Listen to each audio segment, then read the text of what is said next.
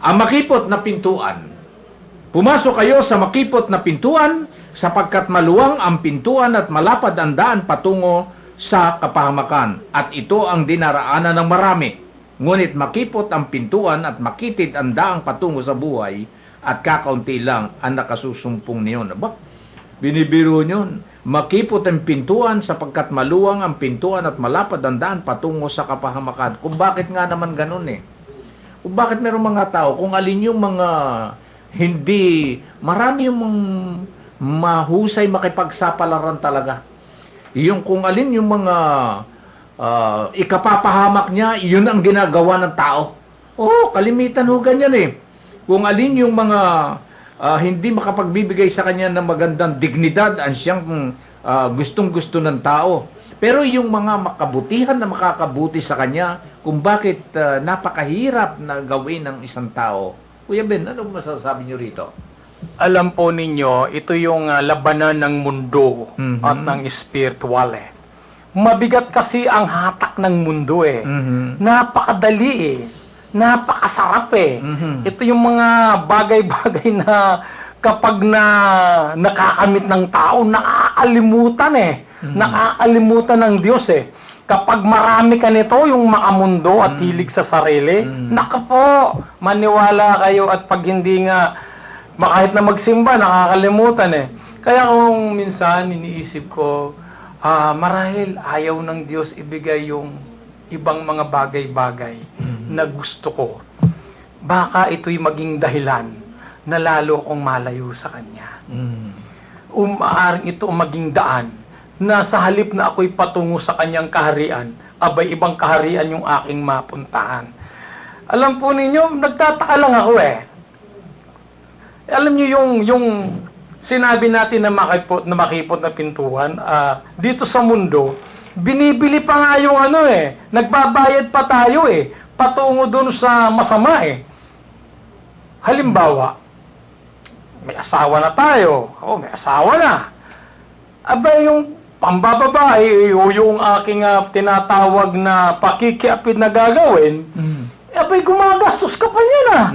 Hindi ba? Magastos yung pakikiapid. Abay, isipin mo yan, i-date mo yan, riregaluhan mo yan, gagastosan mo yan. Pagkatapos nagkakasala ka pa ron. Pinagpaguran mong pera, ginamit mo pa sa kanya. Di ang laking kalokohan kung titingnan mo, di ba? Samantalang, yung pagsimba, may bayad ba? Wala.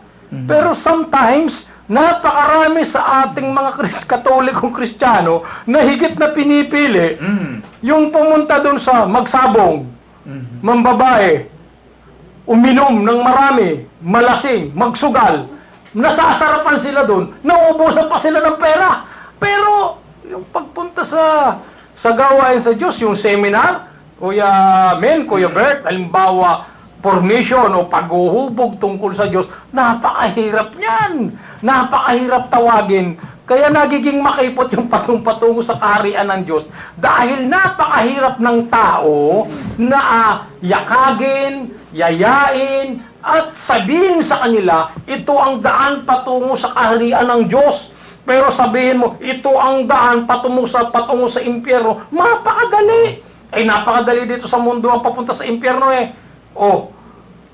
Pumunta ka lang sa beer house impyerno na kagad ang patutunguhan mo, pero ang tao madaling yakagin, madali. Nako, sabi ko sa iyo, ililibre kita, sabihin ko lang sa mga kapwa natin mga lalaki mahilig uminom 100% sasamahan ako sa beer house Pero sabihin ko, yayain ko, Brad, punta tayo rito sa namin, meron kaming seminar tungkol sa ating diocese, tungkol sa ating simbahan, sa ating pananampalataya. Ay baka kahit isa'y wala akong maisama. Okay. Kuya Bert, ano po naman ang sa inyo masasabi ho rin alam mo, Kuya Min, dugtungan ko lang yung sinabi ni Kuya Ben kanina, yung tungkol sa pagsisimba sabihin mo doon sa kakilala mo, halika rito, magsimba tayo. Tapos sasabihin, mamaya na. O kaya sasabihin niya, wala akong panahon dyan pagsisimba. Pero, pag sabi mo, halika rito, punta tayo doon sa party doon, merong inuman doon, ang daming pagkain doon. Ay, sandali lang, hintayin mo ako, magbibisa ko. So, Mabilis. doon lang sa pangyayari ng Correct. Kuya Meno. Totoo. Simpleng-simple. Para sa kabutihan, napakahirap pumasok. Correct. Makipot kasi. Pero yung sa kalayawan, Karamihan. yun nga sinasabi ng Panginoon, na napakaluwag niyan. Maraming pumapasok doon. Ito ang ibig niya sabihin. Kasi napakahirap ang papuntang daan sa buhay. Na ang buhay na tinatawag ng ating Panginoon ay ang buhay na walang hanggan. Yun. Napakahirap niyan, ang pintuan niyan. Pero mga ginigiliw namin taga-pakinig, pag sumikapan po natin na pumasok dyan. Dahil kapag nakapasok tayo dyan, maraming hirap at dadanasin tayo. Pero Correct. pag tayo nakapasok dyan, maligayang maligaya tayo. Hindi sa buhay na ito na mayroong hangganan. Ang pupuntahan natin ay walang hanggan. Amen. Marami nga ho sa mga Kristiyano talaga ngayon kung bakit pagkagawain sa Panginoon kinakahiya pa nila Oo, totoo. Ayaw nilang makita sila sumasama sa mga prayer meeting. Ayaw nilang makita sila nagsisimba.